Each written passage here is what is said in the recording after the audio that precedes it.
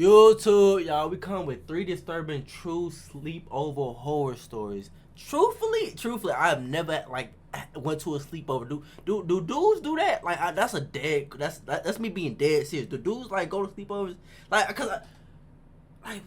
Like, I don't, like, me personally, I've always had my brothers and like cousins growing up, so it was never like, yo, I'm going over. And plus, like, I was that nigga growing up. I'm not gonna lie. So like I always had my brothers around me, so I never felt like, brother, can I go to blah blah blah house? Like, it was never like that. So and then my mom told me, like, bruh, like, you can't go to nobody other house, like, you can't sleep over, but they can come over here. I'm like what sense does that make? Like, what they parents thinking the same way? So like, I never was at nobody else's house like that unless it was like family for real.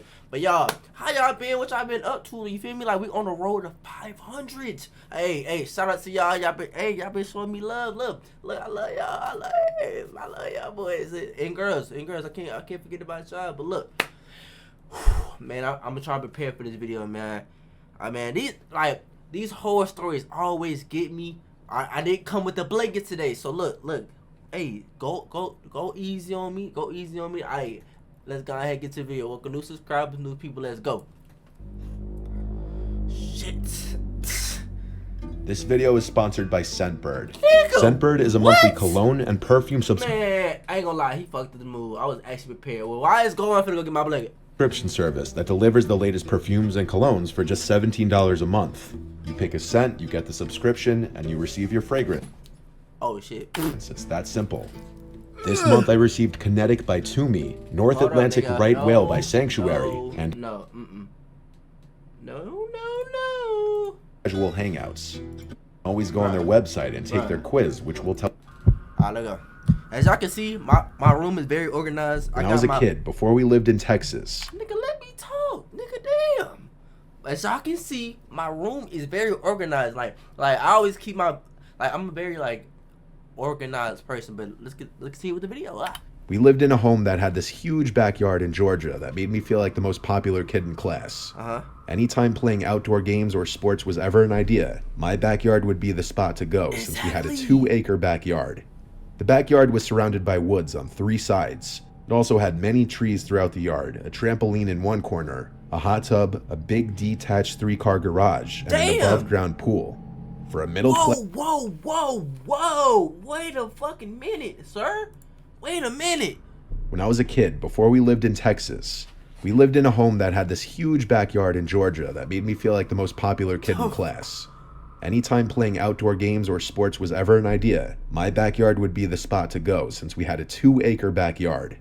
The backyard was surrounded by woods on 3 sides. It also had many trees throughout the yard, a trampoline in one corner, a hot tub, a big detached 3-car garage, and an above-ground pool. For a middle-class area, we really had everything you could want in a back. Middle class? Nigga, damn! What though? Nigga, what classes am I in? Shit, nigga, that's middle? Bro had a trampoline. Bro said he had a above ground. What you mean? There's an underground pool? Nigga, what? Man, I feel broke as shit. I thought I was middle class, nigga, damn. Backyard. There was enough open grass to play any sports, soccer, baseball, football, anything. We even played hide and seek tag, or manhunt as we would call it. One Friday when we were in like 6th grade, my friends and I wanted to have a camp out sleepover in my backyard. That's crazy. It was Mike, other Mike, who I'll call Michael, and Jason. We all had to get our parents' permissions, of course, but we were like 11 or 12 and it was a Friday. None of our parents had any reason to say no. Plus, my family has lots of camping equipment, including 2 tents that could easily fit 2 of us in each one. Oh, that's fine. After all of us got permission from our parents, we made arrangements for them to get to my house around 5 so we could play sports in the backyard. We had 2 mini soccer nets in the yard that we used to play soccer 2-on-2. We did that for like half an hour. Then we played baseball for another maybe half hour. And after just sitting around for a few minutes regaining our energy, my parents ordered pizza for us, so we ate around 6:30 or 7 if I had to guess. Yeah, man. The sun was starting to go down a little bit now, so now came the time to set up the tents before it was too dark. I was pretty good with setting up tents because I was a Boy Scout and we just recently learned how to set up tents. My friends kind of helped, but I did most of the work.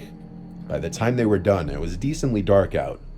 The backyard lights were on, giving a nice glow. It was now dark enough for us to play our favorite game, Manhunt. There were a million spots to hide in the backyard. We played in pairs. It was Mike and I hiding first, and Michael and Jason would be hunting. Mike and I split up. Our goal was to get back to the home base point, which was the back door to the house. No camping by the door was allowed. The trampoline was in a far corner of the yard before the woods. I crawled under that to hide. When the hunters would start looking, they had to blow a whistle to let the hiders know they were starting. Once I heard the whistle, I stayed under the trampoline waiting it out, watching the two of them in the distance looking around. I was waiting for a good moment to creep closer to the back door. I had sights on the hot tub, which was right next to the house. If I could make it over to hide behind the hot tub, I could straight line beeline it to the back door.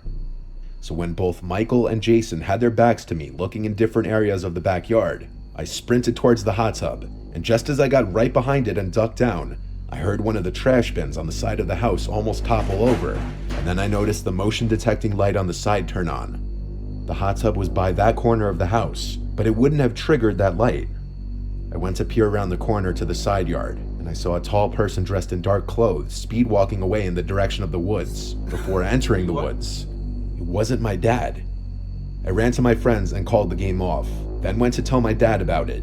We came out and looked around the woods for a few minutes, and then checked the street. Nigga, if this so goddamn woods, boy, what the fuck?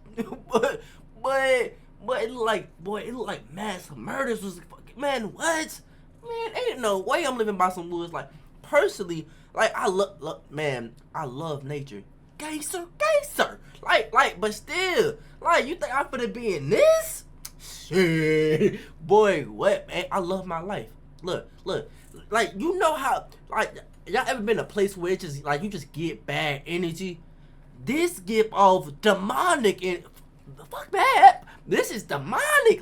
Look at these trees. These not even normal looking trees. I never seen trees this like y'all see how, y'all know how, like, well, I don't know where y'all from, but where I'm from, bro, trees don't even look like this. Trees, they be having bark. These trees plain as hell. Man, no way, Jose. Wait, what? Street for any unusual cars. Nothing and nothing. How you even He get said back we should there? sleep inside tonight, which obviously bummed us out. We went inside and just played a game on my PlayStation. I again described to my friends what I saw, just some tall guy walking into the woods on the side of the don't pop house that on the after screen. apparently almost knocking over one of our trash bins. We talked about just going back outside and sleeping in the tents since they were What? already set up anyway. Y'all crazy. And plus, what were the odds whoever that was still out there hours later? After we finished playing our game, we went back outside quietly to not wake my dad up. It's not like we were hiding the fact that we were going back out there, but we didn't want to advertise it either. We each had a sleeping bag. Mike and I shared a tent, while Michael and Jason shared the other. After a while of joking around and yelling things between tents, we started to quiet down and try to go to sleep. I wasn't asleep yet, but it seemed like Mike was. I started hearing walking sounds in the grass nearby, approaching the tent, and then the zipper to the tent was unzipped. This is where you get your booty taken right here, boy. That boy is finna have a field day with you. Just go ahead. Just rest. Cause look, it's hey, man, look. He got you. Look, he got you. Look, he's happy. He got 4 little boys outside. Look, and he ain't have to do nothing. Y'all went out there. He ain't had to put no work in. Man, he finna have him a feast. He finna have him a field day. Look at And I him. looked up and saw my dad looking inside the tent. Oh, never mind. He said, "What are you guys doing out here?" Damn. I replied to him something like, "They wanted to sleep out here, so we came back out." Then I took a closer look at the face peering into the tent. I realized it wasn't my dad, but some complete stranger who looked to be my dad's age. It looked like he was about to come in when I screamed bloody murder like a little girl. Everyone woke up, and Mike started to scream as well. The man grabbed our ankles and said to be quiet, but he gave up when he realized he was about to be exposed. My He left the tent ankles. and disappeared. I told my friends to run inside the house, and as we were running to the house, my dad was already coming out the back door in response to our screams. What the? I told him I don't know which way he went, but that the man from before was back. What the? My dad ran around the yard, screaming and taunting the creep to come back if he has any balls. We heard it from inside the living room. See, I hate when niggas try to get, but look, he's gone. Look, you should have the energy when I was here. When I had my hands around, you should have had that same energy. You know, like you were screaming, like no. See, you see how when bros start running, it's like come back. But you was not on that same energy when I was right here. Man, what? Man, yeah, that's crazy. And as we were running to the house, my dad was already coming out the back door in response to our screams. I told him I don't know which way he went, but that the man from before was back. My dad ran around the yard, screaming and taunting the creep to come back if he has any balls. We heard it from inside the living room. My mom called the police, of course, and all that really happened when the police officer showed up was he took my recount of what happened, and I'm sure he made a police report, then left. It was good to have a police report at least, so that the cops would be aware of a creep going around. I'm not sure if that man ever came back to our property or not, or if he ever got in trouble for something similar. Either way, it was pretty traumatizing, and it could have gone much worse. It could have been your fault. You went back out. Story to us? This was back a few years, sometime in 2019. God damn. I was at a friend's house. I'll call her M for the sake of the story. This is beautiful. I was pretty excited for the sleepover. I couldn't wait to talk about all the middle school drama.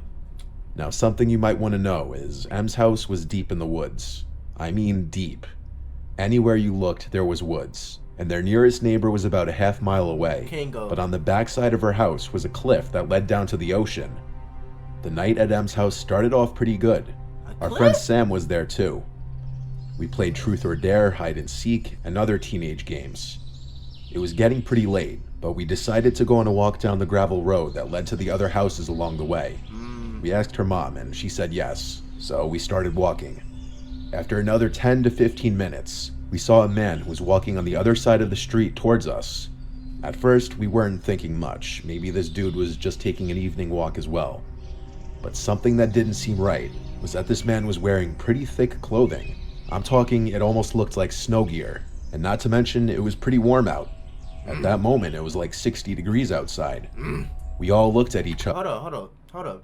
Well, I'm from 60. Well, to me, 60 cold. Like, nigga, it's time. Nigga, I'm probably wearing like maybe like a long sleeve shirt, a hoodie, but I get cold very easy. So 60 cold, I understand. As we passed the guy, and that's when it hit us. The stench, the disgusting smell coming off that guy. It was absolutely horrible. That is disrespectful. Words could not describe how disgusting that smell was. Damn. It was so bad that after we finally got a few feet away, my friend took a deep breath, almost like she had been holding it. One of my friends ran into the woods and almost threw up. It can't be that At this bad. point, we felt it was best to head back. Our friend who almost threw up was begging to go back What anyway. be homeless, man? Y'all We all know. agreed that it would be the best Damn. idea to head back. On our way back, we passed him again. This time we held our breath before we passed him. But when we looked back, we realized he was no longer walking in the opposite direction, but instead he was following us. Hell no. This was really annoying. That disgusting smelling man was now bringing his stench even closer. We had no choice but to speed up our pace. We started speed walking. We still had about a mile to make it back to M's house. As we began to speed up, so did the random disgusting smelling dude. If y'all don't jump him, how many of y'all there is? 3? Man, hey, if it's all girls, hey, I understand. But me, hey, nah, I wouldn't risk it. I ain't gonna lie. Yeah, it's time to go. But like, you know how crazy it would be if all 3 of y'all can't jump one. Like, come on, bro. Like y'all can at least. Y'all ain't got nothing on you. Nah, y'all in middle school, ain't it? High school, middle school, high school. Yeah. Damn, run. You doing? We all right. looked at each other, scared and annoyed. We picked up our pace even more, almost to the point where we were jogging. But of course, the man sped up even more. Now at this point, we were running, and my friend Sam looked back, and then we heard it. Sam let out a blood-curdling scream as she looked back, which caused Em and I to look back as well. Nigga, please. And what we saw, still to this day. Oh shit, bro, y'all, it's finna pop up. I gotta prepare myself. Oh shit. Alright, come on, y'all. It absolutely horrifies me. This man was full-on sprinting at us. Damn! He had what looked like a knife or something sharp in his grasp. Em, Sam, and I started screaming as we were sprinting down the road. Our screams caused him to stop chasing us, and he eventually just stopped. That nigga's But he didn't move. He Damn! just stood still, watching as we left. We didn't stay around to see what his intentions were. We just ran straight back to M's house. He was on it. Once we got back, we slammed the door and decided on not telling her parents, as they were already asleep. We all went to the living room to finish setting up our sleeping areas. Not tripping. A few hours passed. It was about 2 a.m. at this point. We were watching something. I can't remember what, but I know it was some horror movie. Now, I mentioned her house was on a cliff for a reason. Because of this, her house has a lot of windows on the backside overlooking the view. Makes sense.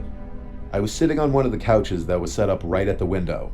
It was pitch black outside. All you could hear was the waves and occasional wind. All of a sudden, I heard footsteps outside. They sounded like they were right by the window. I told my friends, and Em said it was probably the deer that always comes by. The deer. For 2 years now, Em had been feeding this deer, who always came up to this very window. I got pretty excited, as this meant this deer would come right up to my hand. What? I decided to look out the window, and I didn't see anything. It was too dark. I said that we should go outside to pet the deer, but Em and Sam said no.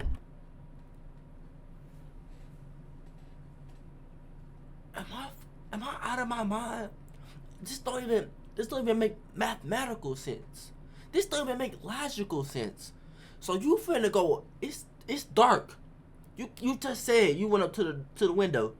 You can't see nothing. And your mind tell you, you know what? Let's go outside. After no. After a man just takes you full sprint with a knife. I might not be the smartest man alive. I might not be Elon Musk, but Jesus, like, nigga, damn, like, what the? They reminded me about what happened earlier, and I agreed. So we went back to watching the movie. Thank you. Another hour passed, and we were all feeling tired. We turned off the TV and headed under our blankets. Jesus Christ. It was about 45 minutes later. Em and Sam were fast asleep, but I felt like I couldn't rest. Something was up. I had this gut feeling that told me not to go to sleep, so I decided to look outside. The moon was just bright enough that you could see the ocean, so I spent a few minutes just staring outside. As I was staring outside, my eye caught something moving in the woods over to the left. I turned my head that way, but I saw nothing. What the fuck? I knew I saw something moving, so I grabbed a flashlight that was on the bookshelf and I pointed it in the direction of where I saw the movement. Now, this was probably the worst idea I could have ever had, because when I did so, I saw that man again, but this time he didn't have any snow gear on. Instead, he was completely shirtless, and I wasn't about to find out what else he didn't have on, so I tried to wake up Em and Sam and tell them what I saw. Sam woke up, but Em was a deep sleeper. I told Sam to look outside, I would've slapped but when we looked, he was gone. Sam looked at me with a pretty angry expression, like I was just messing with her. I told her I wasn't, but she didn't believe me. She went back to bed, and I was left laying there. Why would I play? It was now about 4:30 in the morning. It was still dark outside. I didn't sleep at all. I felt myself drifting off to sleep when I heard a knock on the door. No. I almost jumped off the couch when I heard it. I knew I shouldn't open it, but my curiosity got the best of me. I walked over to the door and looked out of the peephole, and again I saw nothing. Okay. My head had to be playing with me. I again went back to the couch and threw my blanket over my head. What? I eventually fell asleep, but woke up at around 5 a.m. in a cold sweat. Something wasn't right again. My body wouldn't stop shaking. And then it hit me. That familiar stench. That disgusting smell. I almost threw up right there. But as fast as I sat up, I heard footsteps coming towards me and I screamed. I flicked on the flashlight, and as I did, I saw him, the man from earlier, standing in the corner of the room. My scream woke up Em and Sam, and they screamed too. And as we did this, the man bolted out of the house.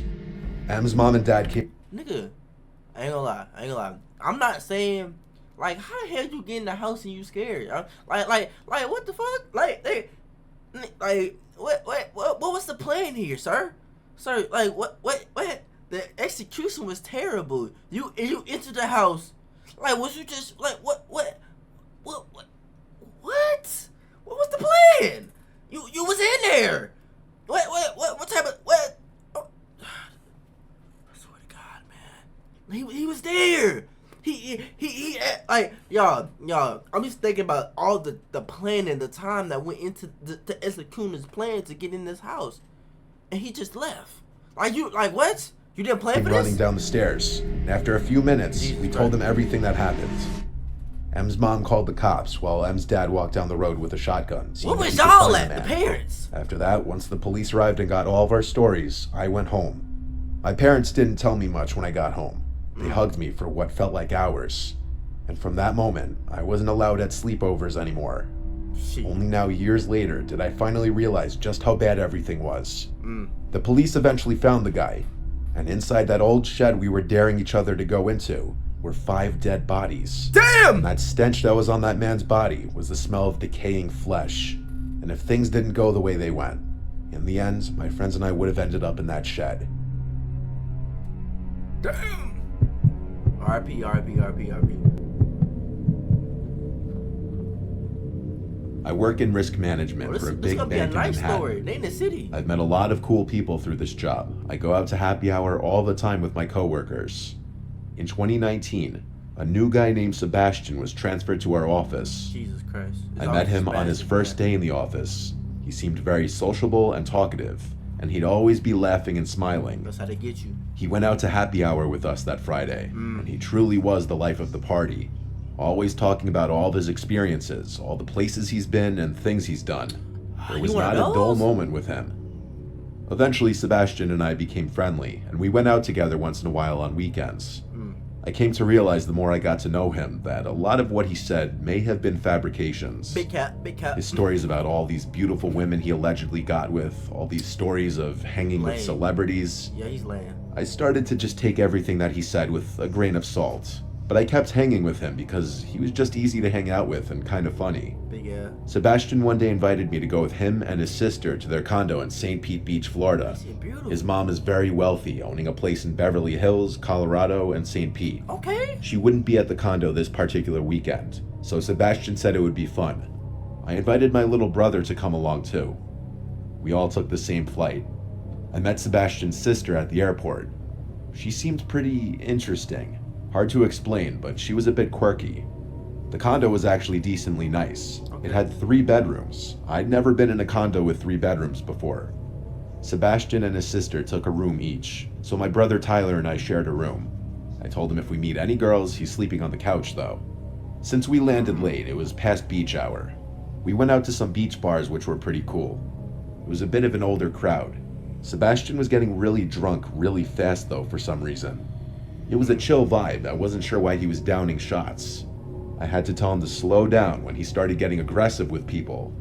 This was the first time I'd seen him like this. He was also going up to every last girl he saw and drunkenly hitting on them. And 9 times out of 10, the girls seemed uncomfortable. Tyler and I laughed until it wasn't funny anymore, and it was more so embarrassing being seen with him. At one point, a bigger guy got in his face for talking to his girl, and I had to pull Sebastian away and apologize to the guy to de-escalate things. As we walked away, Sebastian pushed me and called me a piece of shit for not having his back. Say less. I'm on the next flight, nigga. Say less. Nigga, first of all, why are you putting your hands on a woman? Look, Sebastian, I will beat your ass, boy. Well, come on now, Sebastian. Let's not do this. Let's not do this. Tyler and I told him to just calm down. Even his sister was telling him to relax. Hold on, I got a question, y'all. Like, okay, what limit is like, okay, like you let it slide because like, oh yeah, he drunk, so it's like, you know what, we're not even finna trip on him. Like, what limit do we just be like, yeah, nah, like I don't care if you drunk or not, like, bro, like you tripping, like what's the line? Cause like, me personally, I don't even be in that type of, I don't even hang around folks who be like particular, like I don't even be around that environment, so I personally don't know. Like, I know you put your hands on a woman, you you finna like act crazy. Yeah, like nah, I don't care what you got going on. You tripping. Relax. Sebastian stormed off. I'm assuming back to the condo. His sister didn't say anything and just followed. This was an extremely bizarre start to the weekend. Tyler and I stayed and finished our drinks. That's a sign from These girls even came up to us and asked how we knew him, making a joke of it. We actually got their numbers. They were visiting too. They said they're going downtown later if we wanted to meet up. And we said we were down. So after that, I texted Sebastian asking where they went, and he texted back immediately that they went back to the condo. Tyler and I walked back to the condo and let ourselves in.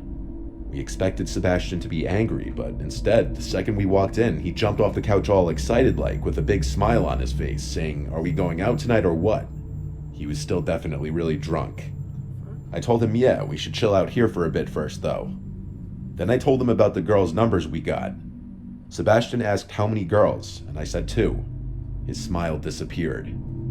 Then Tyler, for some reason, told him that the girls came up to us after he left, asking how we knew you.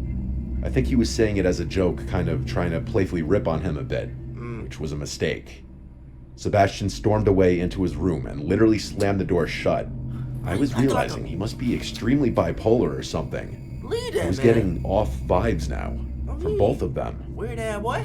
I whispered to his sister, "Is he always like this?" And she replied, "Like what?" in a very standoffish way. "Never mind," I said. Leave. This was extremely uncomfortable. I was hoping maybe Sebastian would sober up and tomorrow would be better. Tyler and I chilled in our room for a little while. Sebastian never came out. I went over and knocked on the door and asked if he wanted to come out with us. He didn't answer. So we eventually Ubered without them to meet those 2 girls at some big clubby bar. Bro, weird. As I was getting drunker, Sebastian started blowing up my phone with things like, "Where are you? How could you just leave me here? Your stuff is going in the street." Bro, Sebastian acting like a little girl, bro. What the fuck? Bro, what's wrong with you, dog? Like, man, I hate, bro. There's a lot of dudes that act just like this, man. Bro, lock in. Fuck, man, what the fuck? Like, how? How do you act? Like, are you a grown man? Like, damn. Like, how you didn't go anywhere without me? You can't go there. Man, shut up. Damn, bro. Like, I hate, bro. To all the ladies that's in relationship with dudes like this, I am so sorry for you. I feel for you, cause ain't no way. Where you going? Who you talking to? Man, what the?